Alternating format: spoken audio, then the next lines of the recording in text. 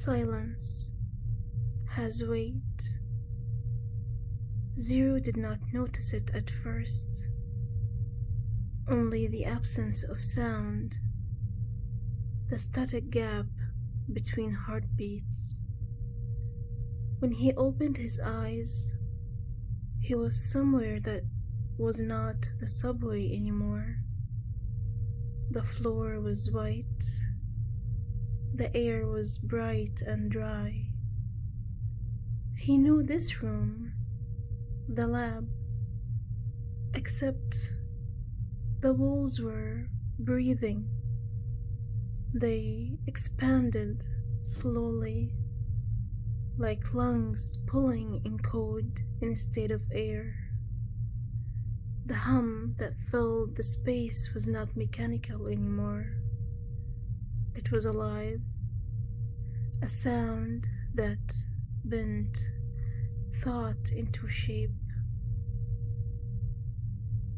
Jason stood in front of him, or the echo of him did.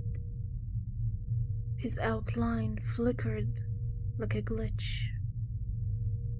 You are in the chamber.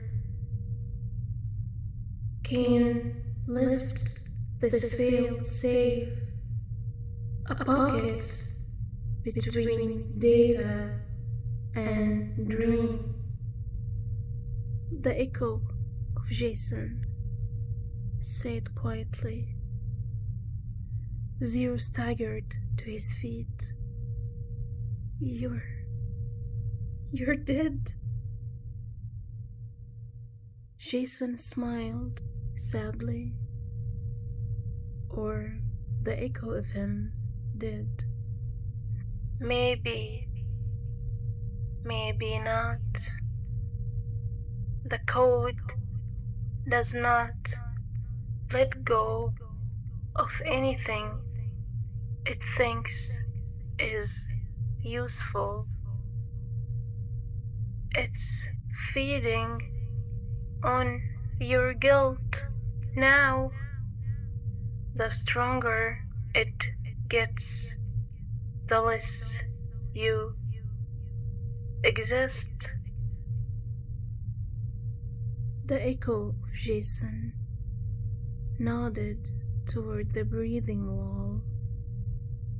Then Zero pressed his hands to his skull. How do I stop it, Jason? Jason stepped closer, voice low, but urgent. Remember what you erased. Remember what you buried behind. Remember, Zero.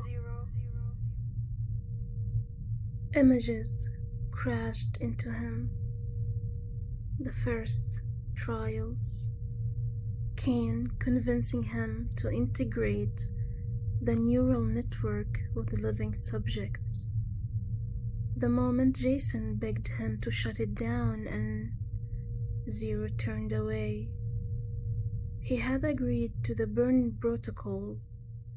He had pressed the button that turned hundreds of minds into signal. That was the birth of the whisper.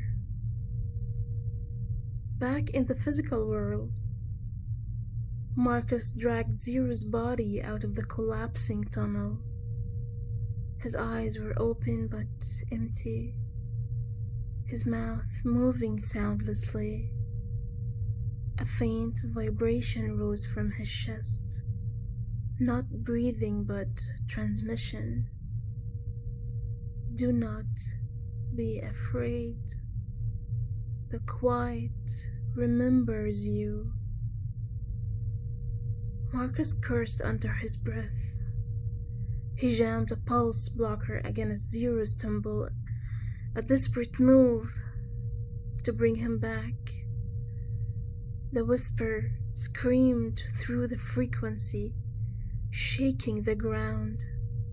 The lights above burst. The city answered. Every dormant screen within a mile flickered to life, showing Kane's face, serene saint-like.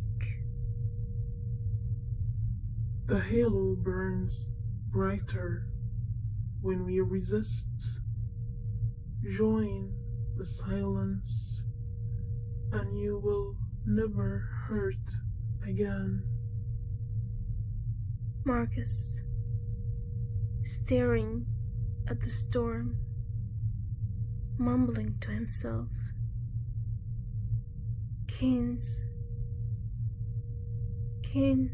is turning Zero into a conduit. Inside the chamber, Zero faced Kane, not the man, but the echo, tall and pale, data spilling from its fingertips like ash. You can't kill what you have already become. You are the Halo's voice now. Zero clenched his fist.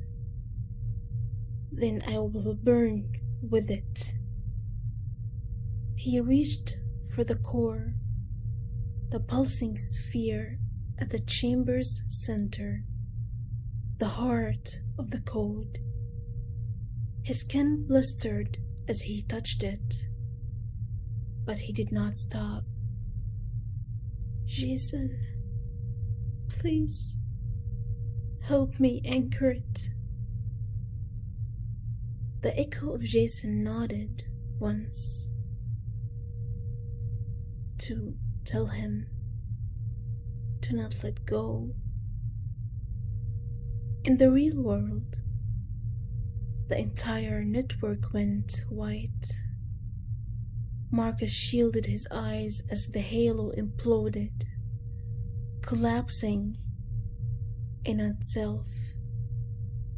For a brief, searing second, there was nothing. No sound, no motion, just light. Then it was gone. When the smoke cleared, the city was quiet, truly quiet. Marcus stumbled toward the crater.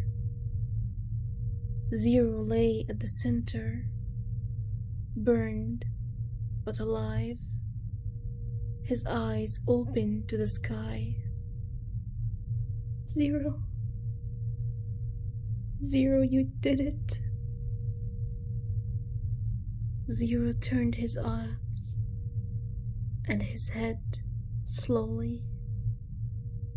His voice was rough but steady.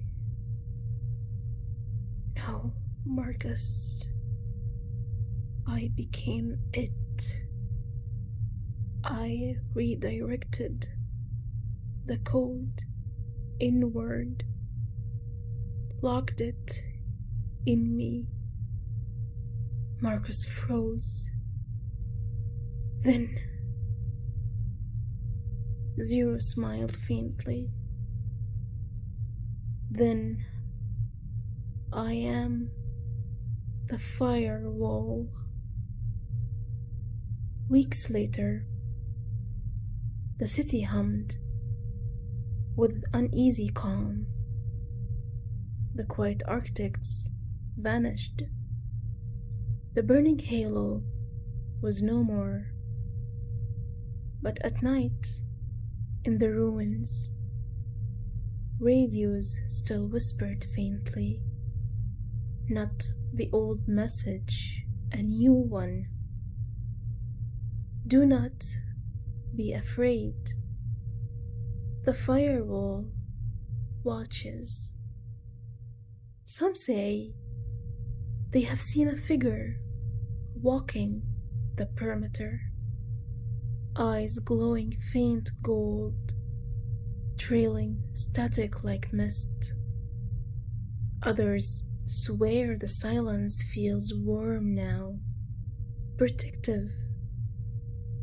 Marcus keeps a transmitter on his desk, tuned to an empty channel.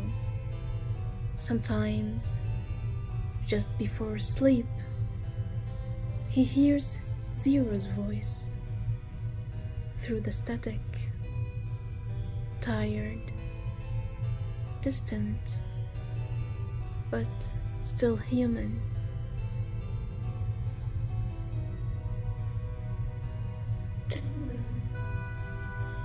The code can dream. Just make sure it never wakes.